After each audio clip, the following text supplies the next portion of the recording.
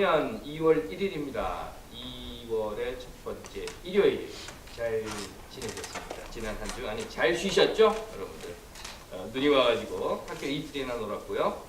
그 전주에 제가 이런 말씀 드렸어요. 눈이 옵니다. 눈이 한번 오기 시작하면 계속 옵니다. 그리고 말씀을 드렸더니 말이 씨가 된다고 하던가요? 그렇게 눈이 오고 또 이번 주에 온다고 하죠. 오늘 밤부터 시작해서 내일 하루 종일 오고 화요일 날 새벽에 그친다고 하니까 지금 뭐 예상하기는 이틀은 또 놀 것 같아요. 월요일 스노우데이, 화요일 스노우데이 이렇게 될 것 같습니다. 문제는 이렇게 눈이 많이 오면요, 눈을 치우다가 놔둘 곳이 없어요. 그래서 학교 왔다 갔다 하면서 보시면 다 아시겠지만 눈이 한쪽으로 이렇게 쌓이면 어떻게 할 방법이 없어서 나중에는 덤프 트럭에다가 눈을 이렇게 담아가지고 제가 강에 갖다 버리고 그러더라고요. 이 정도 눈이 오면요, 지난주 24인치 온다고 하더니 18인치 정도가 왔고요.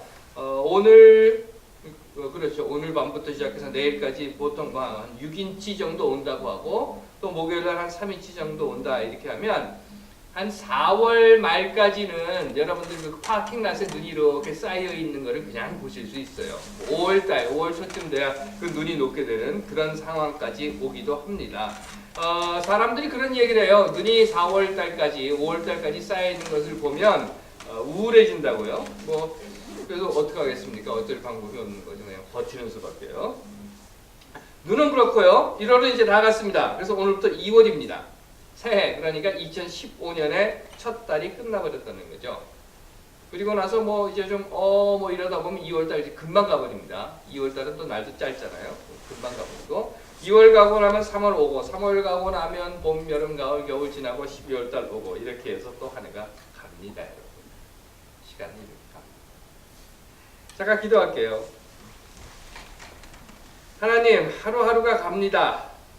하고 지나다 보면 한 달이, 1년이, 그리고 인생이 이렇게 지나갑니다. 가는 시간이야 우리가 어쩔 수 없겠지만 지금 우리에게 있는 시간을 잘 사용할 수 있도록 우리에게 지혜를 주시옵소서. 소중한 시간이 우리에게 있다고 하는 것을 또한 깨닫게 하옵소서. 아멘. 예수가 제자들에게 때에 대한 이야기를 해주었다고 해요. 마태복음에 나오는 이야기인데요. 때, 즉 마지막 때에 대한 이야기를 하고 있는 겁니다. 제가 좀 읽어드릴게요. 그때 사람들이 너희에게 말하되 지금 마지막 때다. 마지막 때는 어떤 거냐? 라는 걸 설명을 하는 거예요. 그 마지막 때가 되면 사람들이 너희들한테 뭐라고 말을 하는가 하면 그리스도가 여기 있다, 그리스도가 저기 있다 막 이럴 거야. 그런데 여기 있다고 해도 거기 가지 말고 저기 있다고 해도 거기 가지 마라. 골방에 있다고 해도 가지 마라. 그때는 거짓 그리스도와 거짓 선지자들이 막 일어나서 뭔가 놀라운 것들, 표적도 보여주고 기적도 보여주고 그럴 텐데 그런 기적과 표적을 통해서 사람들을 유혹하려고 하는 거야. 그러면서 이렇게 이야기하는 거예요. 인자가 오는 것은, 그러니까 마지막 때가 되는 것은 번개가 번쩍하면 동에서 서까지 쫙 가는 것처럼 모든 사람들이 다 한순간에 알게 되는 것이다. 그렇기 때문에 그날 그 환난 후에, 그러니까 환난이 지난 후에 해가 어두워지고 달이 빛을 내지 아니하며 별들이 하늘에서부터 막 떨어지고 하늘의 권능이 막 흔들리게 될 텐데 그렇게 되면 그때가 바로 마지막 때의 징조이다. 그리고 그때는 모든 족속들이 통곡을 하게 되고 그들이 인자가 구름을 타고 자 큰 영광으로 오는 것을 보게 될 것이며 그때는 큰 나팔 소리가 나고 천사들을 함께 이 땅으로 보내면서 택한 사람들을 이 땅 끝부터 저 땅 끝까지 다 모아드릴 것이다. 그리고 또 예수가 이렇게 이야기를 했다고 해요. 무화과 나무의 비유를 배워라. 그 무화과 나무의 가지가 연한 잎사귀를 내면 여름이 가까워진 것처럼 이와 같이 너희가 이 모든 것을 다 보게 되면 그때는 이제 마지막 때인 줄로 알아라. 그리고 나서 이제 못을 박아줍니다. 뭐라고 못을 박는가 하면 확고하게 내가 진실로 너희에게 말하노니 이 세대가 다 지나기 전에 이 일들이 일어날 것이고 이제는 완전히 마지막으로 꽝! 마지막 요만큼 나와 있는 못까지 박아버리는데 그 이야기가 뭔가 하면 천지는 없어질지언정 이 세상 모든 게 다 없어질지언정 내가 한 말은 절대로 틀림없다라고 했답니다. 그리고 나서요 예수는 무슨 말을 하는가 하면 꼭 구회말 말로 홈런 치듯이 이 말을 하는데 이 말이 압권이에요. 이렇게 말했다는 거예요. 이렇게 되고 저렇게 되고 이런 징표가 보이고 저런 일들이 일어나고 저런 징표가 기사가 막 기적 같은 것들이 일어나고 하늘에 별이 떨어지고 그런 일들이 다 일어날 때가 되면 마지막 때가 되는데 그 마지막 때는 반드시 이 세대 안에 일어날 것이고 내 말은 절대로 틀림없이 다 이루어질 것이다 말해 놓고 그리고 나서 마지막 이렇게 이야기합니다. 그런데 그날과 그때는 아무도 모른다. 이거예요. 물론 이런 이야기는 합니다. 하늘의 천사도 나 예수도 모른다. 아버지만 아신다. 이렇게 이야기는 했습니다. 이렇게 되고 저렇게 되고 이런 징표가 저런 징표들이 막 기적들이 일어나고 그 모든 일들이 다 일어나면 마지막 때가 되는데 그런데 그때는 언젠가 하면 나도 모른다. 그런 말은 사실 저도 할 수 있어요. 다 이렇게 다 돼. 그런데 그때가 언제냐고? 그건 나도 모른다. 사실 지난 2000년 동안요. 물론 지금도 그런 사람들 많이 있습니다만 예수 팔아서 사기치는 사람들이 다 이런 말을 했어요. 그때는 이때다. 언젠가 하면 몇 년, 몇 월, 며칠, 몇 시, 몇 분이다. 이런 얘기 말이죠. 그런데 예수는 뭐라고 해요? 난 몰라. 그럼 도대체 예수가 아는 게 뭔가 하는 생각이 들기도 하지만 여하튼 간에 박근혜 정권 들어서서요. 지난해 그러니까 작년 2014년 동안에 로또 판매량이 금액으로 쳐서 3조 5천억이랍니다. 이게 최고 기록이래요. 가장 많이 팔았답니다. 3조 5천억. 한국 로또가 한 장에 얼마예요? 1,000원인가요? 2,000원인가요? 글쎄요. 그렇다고 하면 도대체 몇 장을 팔았는지 아니 몇 명의 사람들이 그 로또를 샀는지 3조 5천억. 왜 사람들이 그렇게 로또를 샀을까? 여러분들 잘 아시는 한때 상당히 유행했던 그래서 모든 사람들이 다 읽어와야 한다고 생각했었던 불확실성의 시대라고 하는 책이 있습니다. Age of Uncertainty라고 하는 건데요. 존 캘리브레이스가 쓴 거죠. 경제학자입니다. 한 번쯤 읽어보셨을 텐데 이 책이 출판된 것이 1970년대 말이에요. 80년이 되기 전에 출판이 된 책입니다. 그러면 지금부터 한 40년 전에 이 불확실성의 시대라고 하는 책이 출간이 되었죠. 그리고 이제 40년이 지나서 오늘 우리는 2015년에 삽니다. 그렇다고 하면 40년 전에 불확실했던 것이 오늘 우리는 확실해졌습니까? 물론 답은 아니죠. 아직도 우리는 불확실성의 시대 속에 삽니다. 날씨만 봐도 그렇잖아요. 눈이 온다 하지만 물론 요즘은 과학이 좋아져서 레이더도 많이 발전이 됐고 해서는 한 일주일 전부터 눈이 어느 정도 온다라고 하는 예상은 하게 되더라도 정말 눈이 와봐야 그만큼 오는구나 하고 알 수 있는 것인 것처럼 날씨는 그렇다 치더라도요. 우리들의 삶은 어떻습니까? 사실 우리들의 삶을 한번 보죠. 우리는 그러면 확실한 삶 속에 살고 있는가? 당장 내일 일은 우리가 모르죠. 아니 내일 일이 아니라 당장 1시간 뒤에도 무슨 일이 벌어질지 사실은 우리는 모르고 삽니다. 1시간 뒤가 아니라 바로 다음 순간에 무슨 일이 벌어질지조차도 사실 우리는 모르고 사는 것이 우리의 삶이에요. 1949년 6월 26일 12시 30분 우리 모두 6분 후에 김구 선생께서 암살당하실 것이라고 알지 못했습니다. 물론 안두이는 준비를 하고 갔겠죠. 하지만 정작 김구 선생께서는 전혀 모르고 계셨습니다. 9.11 사건. 그 말은요, 그 사건의 실제 발생에 대해서 물론 예고도 했고 뭣도 했고 하는 이야기들이 많이 나오기는 합니다만 실제 그 사건이 발생할 것에 대해서 알고 있었던 사람은 아무도 없었습니다. 물론 그 비행기를 납치한 하이제킹 한 사람들은 알고 있었겠죠. 하지만 그들조차도 이것이 성공을 할지 실패할지 몰랐습니다. 그래서 여러분들 이미 알고 계시는 것처럼 세 대의 비행기 중에서 하나는 그냥 버지니아에 떨어져 버리고 광야에. 2014년 4월 16일 세월호 참사가 일어날 것이라고 누가 알았겠습니까? 배가 침몰하는 순간에도 아이들은 그렇게 자신들이 처참하게 죽을 것이라고 생각하지 않았습니다. 구조될 줄 알았죠. 당연히. 그래서 가만히 있으라고 하니까 배에서 탈출하지 않고 그냥 가만히 있었어요. 그런가 하면 여러분들 뉴스를 들으셔서 아시겠지만 얼마 전에 일어났었던 크림빵 뺑소니 사고. 그 남편은 알았을까요? 그 아내는 알았을까요?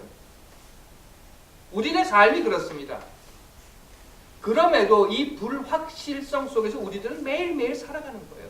내일을 생각하고 1년 뒤를 계획하고 디펜스 준비를 하고 논문을 쓰고 10년 뒤, 20년 뒤, 아니 노후에 내가 어떻게 살까 하는 생각으로 연금을 붓고 삽니다.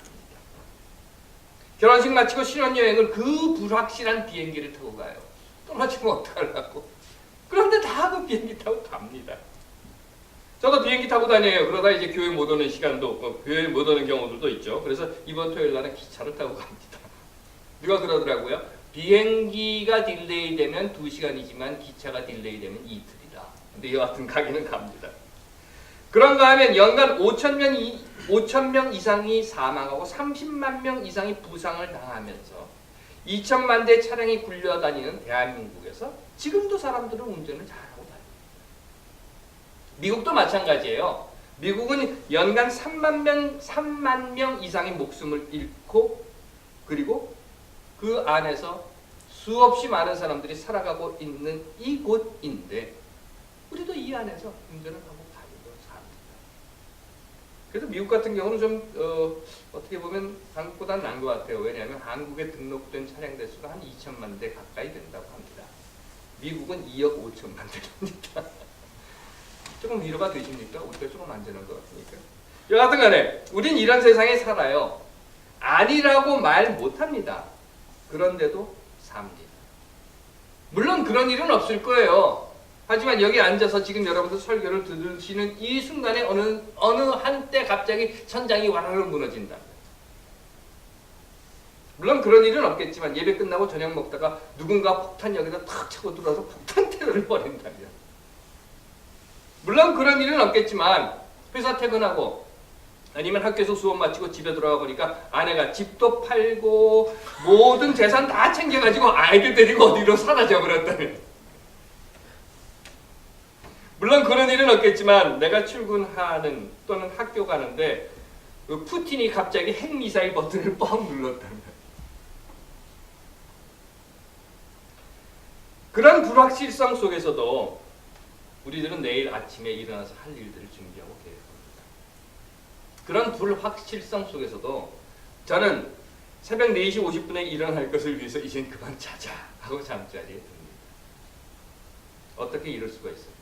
어떻게 이렇게 우리가 살 수 있습니까? 저는 몇 가지를 생각해 봤어요. 그 첫 번째는 이런 겁니다. 이건 완전히 배짱이에요. 배째라 이러는 거죠. 내일 일이 어찌 될지 모르지만 무슨 일이 생기든 난 그냥 간다 하는 배짱. 아니면 우리들이 흔히 말하는 그 믿습니다 하는 겁니다. 분명 내일 내가 계획한 일들이 그대로 진행될 것을 믿습니다 하는 믿음이 좋든지 그것도 아니면 그러거나 달거나 아무 생각 없다 그냥 일어나면 일어나고 아니면 그냥 가고 어제나 오늘이나 내일이나 하는 그냥 캐세라 하는 그런 생각이 듭니다. 하지만 그 어떤 것이든지 여하튼 우리는 내일도 또 우리가 계획하고 세운 것을 그리고 우리가 해야 할 일들을 할 것을 준비하며 살아갈 것입니다. 물론 어떤 사람은 지구의 종말이 오면 사과나무를 심겠다 하지만 저는 사과나무 심을 생각은 없지만 그래도 내일을 위해서 뭔가를 하며 살아갑니다. 예수가 말합니다. 그래 난 몰라. 그때가 언제인지 몰라. 이렇게 슬쩍 결론을 내놓고 난 다음에 그때가 언제인지 나는 모르지만 내가 이런 얘기 이렇게 한번 들어봐라. 노아의 때를 한번 생각해봐라. 노아의 홍수가 날 거 사람들이 알았는 줄 알아? 몰랐어. 그래서는 홍수가 나기 전까지 그래서 막 비가 쏟아져가지고 모두 다 물에 쓸려 내려가서 죽기 바로 이전까지 아니 방주에 들어가기 그 바로 이전 순간까지도 사람들은 먹고 마시고 장가가고 시집가고 그랬어. 그랬다가 그냥 한순간에 홍수에 다 쓸려서 죽어버린 거야. 또 봐라. 집에 도둑이 들 때 도둑이 언제 야 나 도둑질하러 간다 하고 이야기하고 오냐? 아니지. 그렇게 말하고 알려주고 오는 도둑은 없어. 언제 도둑이 들지 몰라. 그렇기 때문에 도둑이 들 걸 대비해서 늘 눈치껏 두고 깨어 있어야 되는